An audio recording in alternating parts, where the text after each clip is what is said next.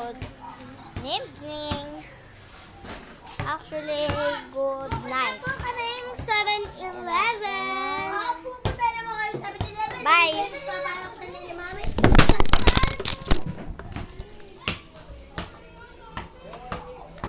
Hi guys, punta kaming 7-Eleven. Hindi naman mabibidyohan, guys.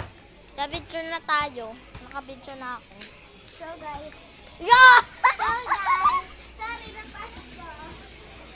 Naalala ako na nagbigla lang ako dito. Malayo pa po yung 7-Eleven sa kanto pa po.